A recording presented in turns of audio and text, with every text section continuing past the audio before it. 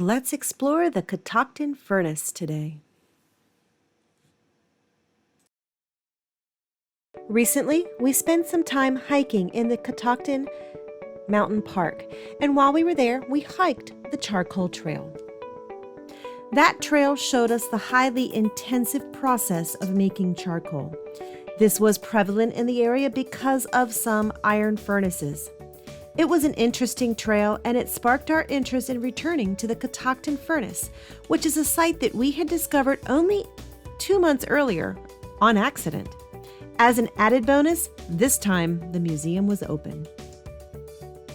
The Catoctin Furnace was in blast as early as 1776, and we know that it provided munitions to George Washington during the Revolutionary War. It was in operation until 1903. The grounds are well maintained and, where applicable, beautifully restored. The Free Museum is located in one of the restored ironworkers' homes, and it has a very nice collection of items that were used at the ironworks, as well as products created at the ironworks.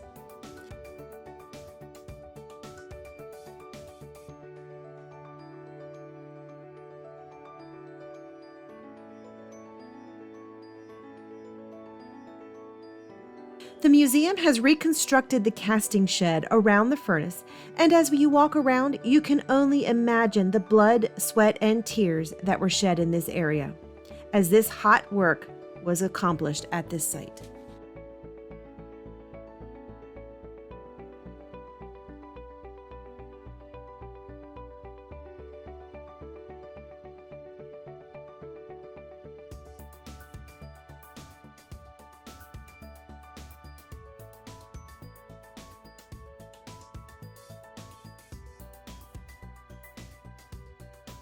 The Museum and Historical Society for this complex has a beautifully restored collier's log cabin.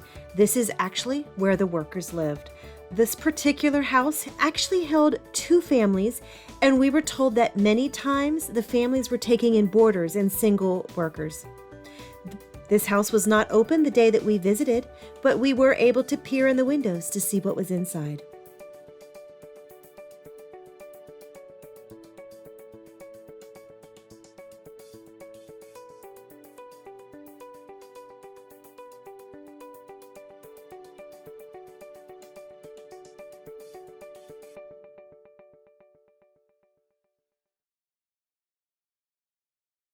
Behind the collier's house, they have created a historic kitchen garden. The garden was in full swing and producing vegetables while we were visiting. And of course, it also attracted a gorgeous butterfly. The Forgeman's House is another building that has been restored by the Museum and Historical Society. We were advised at the museum that we could peer into the windows, so we did. But the pamphlets for this museum indicate that the building has been restored as a rental unit for visitors to the area.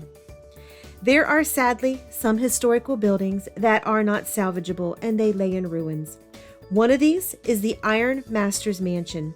The Iron Master's Mansion sits on a hill overlooking the whole complex, and this was so that the Iron Master could actually still see everything happening in the complex when he was at home. When you look at the ruins, it is very obvious to see how grand this house was. It was so big in comparison to that small log cabin that actually housed 2 families. There is an interpretive trail that leads from the actual furnace to the site of an African American graveyard. It is short, and it is well marked with signs that gave more history of the area, and they talk about the graveyard and how they found out that this was a graveyard and the efforts that they made to learn of the inhabitants of the cemetery. Another trail leads from this historical complex to the nearby state park of Cunningham Falls. The trail was too wet, and we were not prepared to hike this day, but I have hiked it before, and it crosses over streams and meanders through the woods, and it's a nice little walk.